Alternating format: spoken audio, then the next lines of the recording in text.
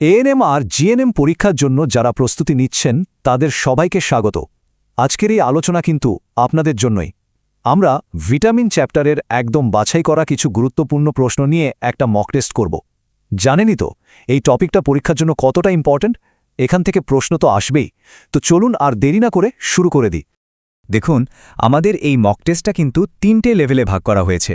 আমরা প্রথমে একদম সহজ প্রশ্ন দিয়ে শুরু করব, তারপর ধীরে ধীরে কঠিন প্রশ্নের দিকে যাব। মানে প্রথমে বেসিকটা ঝালিয়ে নেব, তারপর কিছু জরুরি তথ্য জানব, আর সবশেষে কয়েকটা অ্যাডভান্সড প্রশ্ন সলভ করে নিজেদের প্রস্তুতি একদম নিখুঁত করে নেব। আর শেষে তো একটা কুইক রিভিশন থাকছেই। তো আমরা শুরু করছি লেভেল 1 দিয়ে, অর্থাৎ সাধারণ প্রশ্নাবলী। এখানের প্রশ্নগুলো ভিটামিনের একদম বেসিক কনসেপ্টের ওপর। এগুলো আপনাদের কনফিডেন্স বাড়াতে দারুণ সাহায্য করবে আর পরের লেভেলগুলোর জন্য তৈরি করে দেবে। আচ্ছা, আমাদের প্রথম প্রশ্নটা হলো, রক্ত জমাট বাঁধার জন্য কোন ভিটামিনের উপস্থিতি একদম আবশ্যক? অপশনগুলো দেখে নিই। Vitamin A, vitamin B, vitamin C নাকি ভিটামিন কে? একটু ভাবুন তো। ঠিক ধরেছেন, সঠিক উত্তর হলো ভিটামিন কে। কেন? কারণটা হলো আমাদের লিভারে প্রথ্রম্বিন বলে একটা প্রোটিন তৈরি হয়, যেটা রক্ত জমাট বাঁধতে সাহায্য করে। আর এই প্রথ্রম্বিন তৈরির জন্য ভিটামিন কে কিন্তু মাস্ট। পরের প্রশ্নটা দেখি। ভিটামিন ডি এর অভাবে কোন রোগ হয়? অপশনগুলো হলো বেরিবেরি, রিকেট, স্কারভি নাকি চুল ঝরে যাওয়া। কোনটা হবে? হ্যাঁ, সঠিক উত্তর হলো রিকেট।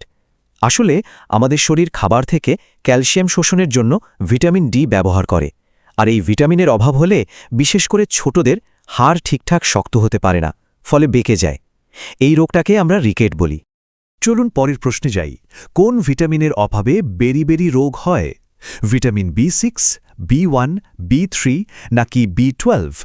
এর সঠিক উত্তর হল ভিটামিন বি1, যার কেমিক্যাল নাম হল থায়ামিন। এই ভিটামিনটা আমাদের নার্ভ সিস্টেমকে ঠিক রাখতে আর খাবার থেকে এনার্জি তৈরি করতে খুব জরুরি। এর মারাত্মক অভাব হলেই বেরিবেরি রোগটা দেখা দেয়। এবার একটা চোখের রোগ নিয়ে প্রশ্ন। জেরোপথ্যালমিয়া রোগটি কোন ভিটামিনের অভাবে হয়? ভিটামিন এ, বি, সি নাকি ডি? একদম ঠিক, সঠিক উত্তর হলো ভিটামিন এ। দেখুন, ভিটামিন এ আমাদের চোখের রেটিনায় রোডপসিন নামে একটা পিগমেন্ট তৈরি করে, যা আমাদের কম আলোতে দেখতে সাহায্য করে। এর অভাব হলে প্রথমে রাতকানা রোগ হয়, আর অবস্থা যখন খুব খারাপ হয়ে যায় তখন জেরোপথ্যালমিয়া হয়ে চোখ একদম শুকিয়ে যায়, যার ফলে মানুষ অন্ধ হয়ে যেতে পারে। ভিটামিন ডি নিয়ে আরেকটা প্রশ্ন, কিন্তু এবার বিশেষভাবে শিশুদের কথা বলা হয়েছে। প্রশ্নটা হলো, ভিটামিন ডির অভাবে শিশুদের কোন রোগ হয়? সঠিক উত্তরটা হলো রিকেট। এই জায়গাটা কিন্তু খুব গুরুত্বপূর্ণ। ছোটদের ক্ষেত্রে এই রোগটাকে বলে রিকেট, আর বড়দের শরীরে ভিটামিন ডির অভাবে একই রকম সমস্যা হলে তাকে বলা হয় অস্টিওম্যালেশিয়া। দুটোই কিন্তু হাড়ের দুর্বলতার রোগ। বাহ, আপনারা লেভেল 1 খুব ভালোভাবে পার করেছেন। এবার আমরা ঢুকছি লেভেল 2তে। এই স্টেজের প্রশ্নগুলো একটু অন্যরকম। এখানে ভিটামিনের রাসায়নিক নাম, সেগুলো কোথা থেকে পাওয়া যায়, আর শরীরে তাদের কাজ কি, এই সব নিয়ে প্রশ্ন থাকবে। মানে এবার আর একটু গভীরে যেতে হবে। লেভেল 2 এর প্রথম প্রশ্ন, কোন ভিটামিনটা জলে গুলে যায় আবার অ্যান্টিঅক্সিডেন্ট হিসেবেও কাজ করে?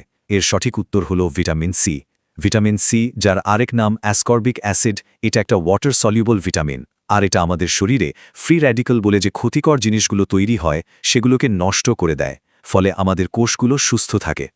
এবার আসি পরের প্রশ্নে। নিয়াসিনের ঘাটতির ফলে কোন রোগটা হয়? অপশনগুলো হলো পেলেগ্রা, রিকেট, স্কারভি নাকি পার্নিশিয়াস অ্যানিমিয়া। কোনটা হবে? হ্যাঁ, সঠিক উত্তর হলো পেলেগ্রা। একটা জিনিস মাথায় রাখবেন, নিয়াসিন কিন্তু ভিটামিন বি3 এরই রাসায়নিক নাম।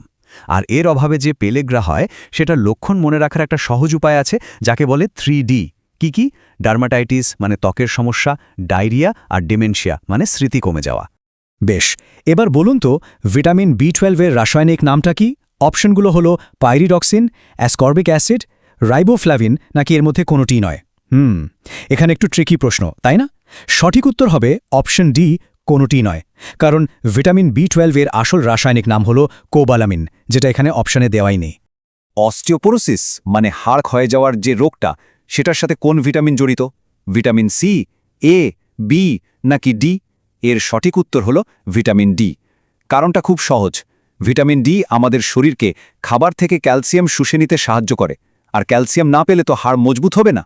অনেক দিন ধরে ভিটামিন ডি এর অভাব থাকলে হাড়গুলো ভেতর থেকে ফাঁপা আর ভঙ্গুর হয়ে যায়, আর এই অবস্থাকেই বলে অস্টিওপোরোসিস। এই রাসায়নিক নামগুলোর মধ্যে কোনটা ভিটামিন বি1 হিসেবে পরিচিত? রেটিনল, থায়ামিন, রাইবোফ্লাভিন নাকি অ্যাসকর্বিক অ্যাসিড? এটা কিন্তু একটা খুব কমন প্রশ্ন, আর এর সঠিক উত্তর হলো থায়ামিন। বাকিগুলো মনে রাখবেন। রেটিনল হলো ভিটামিন এ, রাইবোফ্লাভিন হলো B2, আর অ্যাসকর্বিক অ্যাসিড হলো ভিটামিন সি। এই যে 4টে খাবারের নাম দেখছেন, কাজু বাদাম, দুধ, আপেল আর তরমুজ, এদের মধ্যে ভিটামিন B12 এর সবচেয়ে ভালো উৎস কোনটা? সঠিক উত্তর হলো দুধ। এখানে একটা খুব জরুরি তথ্য হলো ভিটামিন B12 কিন্তু মূলত প্রাণীজ খাবারেই পাওয়া যায়, গাছপালা বা ফলে এটা প্রায় থাকেই না। তাই দুধ, মাছ, মাংস, ডিম এগুলোই হলো এর প্রধান উৎস। সবজি যদি বেশি করে ধোয়া হয় বা খুব বেশি রান্না করা হয়, তাহলে কোন ভিটামিনটা সহজেই নষ্ট হয়ে যায়? ভিটামিন এ, সি, ডি নাকি ই? এর উত্তর হল ভিটামিন সি। কারণ ভিটামিন সি জলে খুব সহজে গুলে যায়, তাই যখনই আমরা সবজি ধুই তখন অনেকটা ভিটামিন সি জলের সাথে বেরিয়ে যায়। তাছাড়া এটা তাপও সহ্য করতে পারে না, তাই বেশি রান্না করলে এর পুষ্টিগুণ একদম কমে যায়। দারুণ! আমরা এখন আমাদের মক টেস্টের ফাইনাল রাউন্ডে, মানে লেভেল 3তে চলে এসেছি। এখানের প্রশ্নগুলো কিন্তু সবচেয়ে চ্যালেঞ্জিং হতে চলেছে। বায়োকেমিস্ট্রির কিছু ডিটেলস আর কিছু কম জানা তথ্যের উপর বেস করে এই প্রশ্নগুলো তৈরি। চলুন দেখি আমাদের প্রস্তুতি কতটা পাকা। মানবদেহে ফ্রি র্যাডিক্যাল ইনহিবিটর মানে অ্যান্টিঅক্সিডেন্ট হিসেবে কোন ভিটামিন কাজ করে? সঠিক উত্তর হলো অপশন ডি, ভিটামিন সি ও ই দুটোই। এই পয়েন্টটা কিন্তু খুব ভালো করে মনে রাখতে হবে। ভিটামিন সি হলো জলে দ্রবণীয় অ্যান্টিঅক্সিডেন্ট, যেটা কোষের ভেতরে জলীয় অংশে কাজ করে, আর ভিটামিন ই হলো ফ্যাটে দ্রবণীয়, যেটা কোষের বাইরের পর্দাকে রক্ষা করে। মানে দুজনেই মিলে আমাদের শরীরকে ভেতর বাইরে থেকে রক্ষা করে। আচ্ছা, যদি শরীরে কোবাল্ট মিনারেলের অভাব হয় তাহলে কোন ভিটামিনটা তৈরি হতে পারবে না? ভিটামিন B12, B6, B12 নাকি সি? এর উত্তরটা কিন্তু নামের মধ্যেই লুকিয়ে আছে। সঠিক উত্তর হলো ভিটামিন B12, কারণ ভিটামিন B12 এর কেমিক্যাল নামই তো কোবালামিন। এর মলিকিউলে ঠিক সেন্টারে একটা কোবাল্ট অ্যাটম থাকে, তাই কোবাল্ট না থাকলে B12 তৈরিই হতে পারবে না। আগের প্রশ্নটা যারা পেরেছেন তাদের জন্য এটা জলভাত। ভিটামিন B12-এ কোন মেটাল আয়নটা থাকে? ম্যাগনেসিয়াম, আয়রন, কোবাল্ট নাকি জিঙ্ক? এতক্ষণে তো সবাই জেনে গেছেন। সঠিক উত্তর হল কোবাল্ট আয়ন বা CO3+। ভিটামিন B12-এর সবচেয়ে বড় পরিচয় হল এর মধ্যে কোবাল্টের উপস্থিতি। এই ভিটামিনগুলোর মধ্যে কোনটা আমাদের লিভার বা যকৃতে তৈরি হতে পারে? ভিটামিন এ, ই, ডি নাকি কে? এখানে সঠিক উত্তর হল ভিটামিন কে। যদিও আমরা ভিটামিন কে মূলত খাবার আর আমাদের অন্ত্রের ব্যাকটেরিয়া থেকে পাই, কিন্তু আমাদের লিভারও অল্প পরিমাণে এটা তৈরি করতে পারে। তবে লিভারের আসল কাজ হল এই ভিটামিনকে ব্যবহার করে রক্ত জমাট বাঁধার জন্য জরুরি প্রোটিনগুলো তৈরি করা। শরীরে ভিটামিন B6-এর অভাব হলে কোন রোগটা হতে পারে? রিকেট, স্কারভি, বেরিবেরি নাকি অ্যানিমিয়া? এর সঠিক উত্তর হল অ্যানিমিয়া, মানে রক্তাল্পতা। কারণ ভিটামিন B6, যার আরেকটা নাম পাইরিডক্সিন, সেটা আমাদের লোহিত রক্তকণিকায় হিমোগ্লোবিন তৈরিতে একটা বড় ভূমিকা পালন করে। তাই এর অভাব হলে ঠিকমতো হিমোগ্লোবিন তৈরি হয় না, আর তার ফলে এক বিশেষ ধরনের অ্যানিমিয়া দেখা দেয়। আর আমাদের আজকের মক টেস্টের একদম শেষ প্রশ্ন, যদিও এটা আমরা আগেই আলোচনা করেছি, কিন্তু এটা এতটাই ইম্পর্টেন্ট যে আরেকবার মনে করিয়ে দিচ্ছি। ভিটামিন B12-এ কোন ধাতু থাকে? লোহা, ম্যাগনেসিয়াম, জিঙ্ক নাকি কোবাল্ট? সঠিক উত্তর আপনারা সবাই জানেন, কোবাল্ট। এই তথ্যটা পরীক্ষার জন্য একদম ভুলবেন না। B12 মানেই কোবাল্ট। তো আমাদের মক টেস্ট তো শেষ হলো। চলুন যাওয়ার আগে এক নজরে দেখে নিই আজকের সবচেয়ে গুরুত্বপূর্ণ পয়েন্টগুলো। কি মনে রাখতেই হবে? প্রথমত, কোনটা জলে দ্রবণীয় ভিটামিন মানে বি আর সি, আর কোনটা ফ্যাটে দ্রবণীয় মানে এ, ডি, ই কে, এই পার্থক্যটা একদম ক্লিয়ার রাখতে হবে। দ্বিতীয়ত, মেন ভিটামিনগুলোর কেমিক্যাল নাম আর তাদের কাজ কি সেটা ভুললে চলবে না। আর সবশেষে সবচেয়ে কমন যে অভাবজনিত রোগগুলো আছে, মানে কোন ভিটামিনের অভাবে কি রোগ হয়, সেটা কিন্তু ভালো করে মনে রাখতে হবে।